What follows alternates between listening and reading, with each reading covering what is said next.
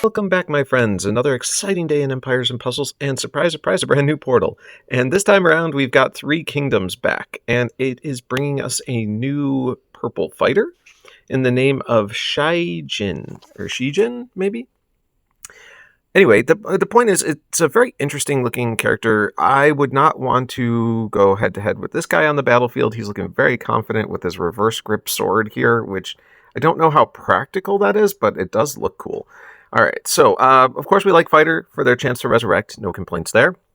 And then we get the Outlaws family bonus. A reminder of what the Outlaws of Liangshan family bonus is it's a bonus for 1, 2, or 3 heroes at plus 50, 60, or 70% critical chance. Then in the passives department, we probably have the same as usual here, the health boost on critical special attack. When this character scores a critical hit with their special skill, they boost the health of all of their allies by 10%. This effect can only trigger once per turn. So if they are critting with a special skill, they're also doing a 10% boosted health heal for everyone. Pretty cool. All right, Righteous Rebellion. When this character's special skill hits a character that has higher current HP, gain 20% boosted health. So that 20%, and as long as he crits, he gets another 10, so he gains 30% boosted health in a turn if he hits a target with higher HP, if that makes sense. And then it says when this character is hit by a special skill of a character that had higher current HP, he gains 20% mana. Each of these effects can only trigger once per turn. So if he's ever attacked by someone who's at higher health, he is getting a nice little mana boost as well. People forget about this particular passive all the time in raids, and it can really be helpful to have this kind of power on deck for you. So I do enjoy that passive, and it can really catch people off guard. All right, and then finally, we get the Resist Bleed. This character will be immune to status elements that deal bleed damage. Okay, so again, that's the same passive package we've seen for most of the Outlaws, but I will admit it's a pretty good one, so no complaints there. Oh, wait, we're not on max power. There we go. So on max power, we can see that we have the Aether power up of attack up. So basically the first 6 turns, we're getting that plus 20% attack, and that is helpful to probably get off at least his first attack at a stronger clip. Speaking of attack, we are going to be getting the 9 Dragon Strike operating at average speed. It says this special skill has a chance to deal critical hits. If you click on that little question mark, it's going to say the chance of dealing critical hits is based upon the hero's overall critical chance when the damage is dealt. The critical hits caused by this character's special skill do 50% more damage, and critical hits can reduce enemies' max HP in PvP battles. This effect is stronger against boosted health. So anytime he's critting in PvP battles, he has that chance to reduce their max health. And it says chance. I don't know exactly what that means. Critical hits can reduce. Probably should say does reduce, unless there is a percentage in there that I'm unaware of. But regardless, it is pretty cool to see max health get chopped down by these guys when they crit. All right, so then the next step of the special says deals 550% damage to the target and will deal 150% damage to, to 8 random enemies. All right, there's another question mark. Let's see what this says. This effect targets the same enemy as the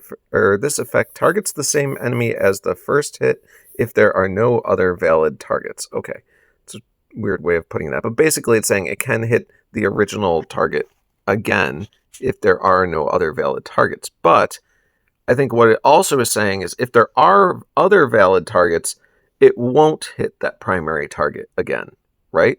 So in other words, whoever you target with this skill is going to take that 550% damage, but then the other 150% damage hits are going to go to the other 4 possible targets on the team. Now, if there aren't any other targets, like let's say you're fighting the Titan, you're going to get all 9 hits, which is bonkers, but all 9 hits on a single target. So that's pretty cool. So maybe that's why they specified they don't want it stacking too much damage in a singular turn on the initial target if there are multiple targets up to be hit. So just keep that in mind. Okay, then all allies get plus 45% attack for 4 turns. Ooh, all right, this guy's fun. So let's get into it. Let's talk about this guy. Where's the good, the bad, all of that fun stuff. We'll get into that now.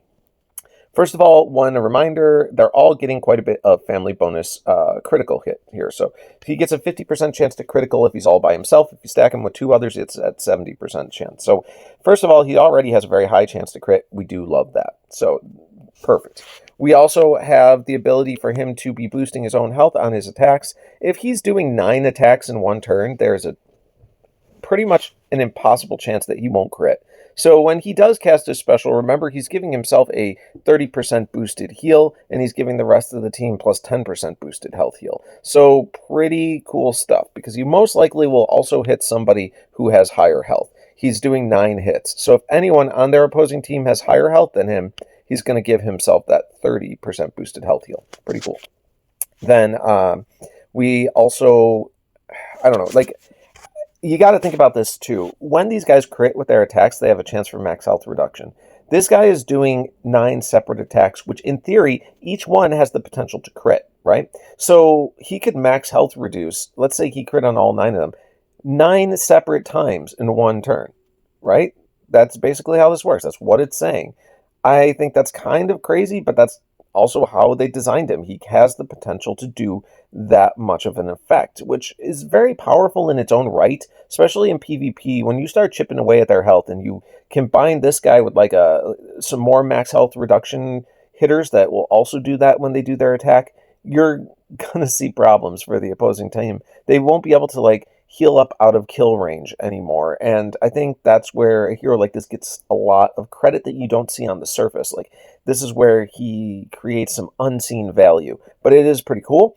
And then also you get all allies with that plus 45% attack. So that's a pretty reasonable amount. Yes, there's lots of heroes out there giving you 50% attack, but are we really going to split hairs over 5%? Like, this guy is offering that to you on top of hitting 9 times in one turn. So let's just accept that that's pretty fun as well. All right. So overall, where do we rate this guy? We got to put him on that scale of 1 to 10 like I normally do. I would say he's a solid 8. And the reason I'm going to put him at an 8 is not that I don't think he's super powerful, because he is. 8 is above average, okay? Like, he's definitely above the average new hero release. But that being said, there's a lot of random factors within this hit, right? Yes, you control the original hit, but then you have 8 random hits that are flying out that you can't control. And there are times in which that becomes problematic. I don't know if I love that, but the truth is, it's a lot of power. It's a lot of strength that can be done. And one thing that I didn't mention before that just comes to mind, you've got to think of how effective this guy can be in certain situations. Like, let's say you run up against someone who has taunt, right? Okay, well, that taunter is going to then end up being hit by all 9 of these guys' strikes. That's going to chew through most taunters like there's no tomorrow, especially considering that he can max health reduce on each one that crits. He's going to shred that taunter into a much more killable situation if he doesn't do it himself. So, yeah, I do like the guy a lot. If you pull him, congratulations, definitely level this guy up. I don't have a lot of bad things to say about him, other than the fact that you can't control where those 8 hits are going. So there might be times where you're trying to avoid counterattack or something like that, and you just don't have the potential to do that. So that being said, that's the one thing you got to watch out with this guy, is that you don't have control over those 8 hits, but very rarely do I think that's going to be so detrimental that, it ends up biting you. I'm trying to think of additional places this could not be great. All right, so here's one that comes to mind. If they had the Insanity Taunter, right? What's her name? She was a blue character. I apologize. I don't fully remember her name right now. But that character is a taunter that says each time she's hit, she inflicts insanity upon the target that hit her, right? He would be a terrible matchup in that situation, because he would hit her all 9 times if she had taunt up, but he would get the insanity for each hit, and I think it's 10 insanity for each time she's hit. So that would put him at 90 insanity after he finished that hit. So situations like that could come back and bite you. But very rarely does something like that occur. So just overall, the character is quite good. Okay, so thanks for joining in, everyone. I do appreciate you. If you like what I do, there's a little button at the bottom right. You can click that, find me easier in the future. I am on my own little journey, see if I can get myself to 1,000 subscribers. I do work with Empires and Puzzles quite a bit, so I might even be able to convince them to let me do like a promo code if I can get there. If you want to help me on my journey, go ahead and hit subscribe, and we will see you next time.